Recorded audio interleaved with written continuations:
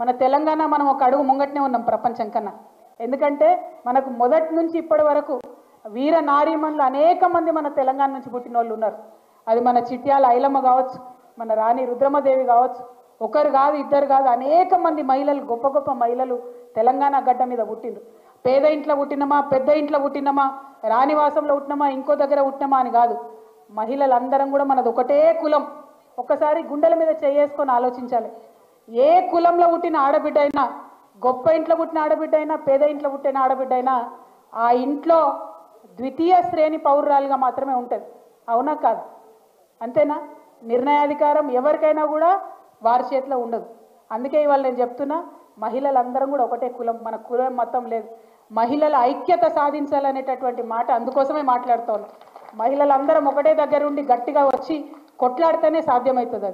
అది శ్రామిక వర్గానికి సంబంధించినటువంటి మహిళలు కావచ్చు, అనేకమైనటువంటి ఉన్నత వర్గాల్లో ఉన్నటువంటి మహిళలు కావచ్చు, సాఫ్ట్వేర్ ఉద్యోగాలు చేస్తున్నటువంటి ఆడపిల్లలు కావచ్చు, రాజకీయ రంగాల్లో ఉన్నటువంటి ఆడబిడ్డలు కావచ్చు, పారిశ్రామికవేత్తలుగా ఉన్నటువంటి ఆడబిడ్డలు కావచ్చు, ఎవరైనా కూడా వారి వారి ఇండ్లలో మరి ద్వితీయ శ్రేణి పౌరులుగా ఉన్నారనేటటువంటి వాదన ఒక్క తెలంగాణలో కాదు, ప్రపంచం అంతటా కూడా అదే వాదన ఉన్నది. ఆ వాదన ఎప్పుడైతే విడిపోతుందో, ఎప్పుడైతే నిర్ణయాధికారం ఆడబిడ్డది అవుతుందో అప్పుడే ప్రపంచం ముందుకెళ్లే ఆస్కారం ఉంటుంది.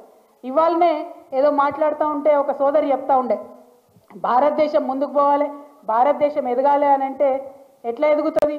ఇవాళ ప్రపంచవ్యాప్తంగా పనిచేసే వాళ్ళ సంఖ్య చూసుకుంటే, అమెరికాలో చూసుకుంటే దాదాపు 40% మంది ఆడపిల్లలు ఉద్యోగాలలో ఉన్నారు, 40% మంది ఆడవాళ్ళు రాజకీయాలలో ముంగట ఉన్నారు. కానీ ఇండియాలో చూసుకుంటే ఆ శాతం 17% కన్నా తక్కువ ఉన్నది.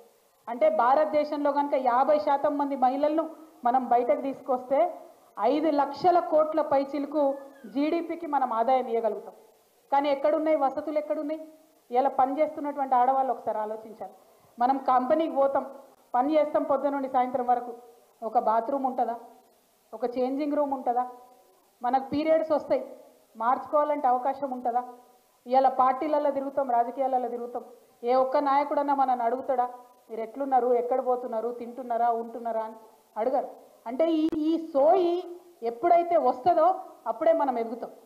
కేసీఆర్ గారు లాంటి నాయకులు ఉన్నటువంటి పార్టీలలో ఏం జరుగుతుందంటే, పాలనలో ప్రతిదానికి మహిళను కూడా సెంట్రిక్గా చేసుకొని పరిపాలన చేసినాం మనం. అది ఏ పథకం అన్నది కాదు, అది అల్టిమేట్గా మహిళకు చెందాలి, మహిళ బాగుండాలని చేసినాం. కానీ ఆ సోయి ఎంతమంది నాయకులకు ఉంటుంది? ఆ సోయి ఎంతమంది లీడర్లకు ఉంటుంది? మీరు ఒక్కసారి ఆలోచన చేయాలి.